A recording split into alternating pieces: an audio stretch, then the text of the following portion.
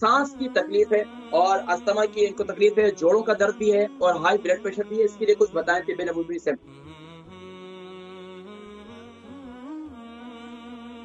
अस्सलाम वालेकुम व रहमतुल्लाहि व बरकातहू। वालेकुम सलाम व रहमतुल्लाहि व बरकातहू। जी माशाल्लाह, मेरी कौन बहन और कहाँ से? नाम, उम्र, वजन? जी मेरा नाम मिसेज अहमद है और मेरी एज 50 प्लस है। वजन मेरा 11 स्टोन है। मैं बताना चाहती हूँ कि मुझे जी हाँ जी, मैं बताना चाहती हूँ कि मुझे आवाज आ रही मेरी? हाँ, मैं बताना चाहती हूँ कि मुझे अस्थमा भी है, मुझे जोड़ों का दर्द भी है और क्या कहते हैं कि हाई ब्लड प्रेशर भी है। मैं आपसे पूछना चाहती हूँ कि मैं वो जो मेथी दाना मैं कैसे इस्तेमाल करूँ? आजकल तो मुझे बागसोर और मेरे जो जोड़ हैं बहुत ज्यादा दर्द कर रहे हैं। मैंने डॉक्टर से राब्ता किया, वो कह रहे हैं कि पैरासीटामोल खाएं। आप तिब्बे नबवी की हिसाब से बताएं कि मैं क्या करूँ जिससे मुझे फर्क पड़ जाए। प्रोग्राम देखिए, मैं जिक्र करता हूँ।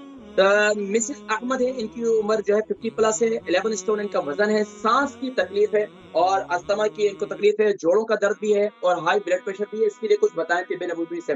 देखिए, खास तौर पर जैसे जिक्र कर रही थी कि मेथी दाने के हवाले से, तो मेथी दाना आप इस्तेमाल कर सकती हैं, लेकिन रात को सोते वक्त हल्दी वाले पानी के साथ, हल्दी वाले पानी के इस्तेमाल करने इस्तेमाल कैसे करना है? मेथी दाने को ग्राइंड कर लेंगे, पाउडर बना लेंगे, मुंह में डाल देंगे।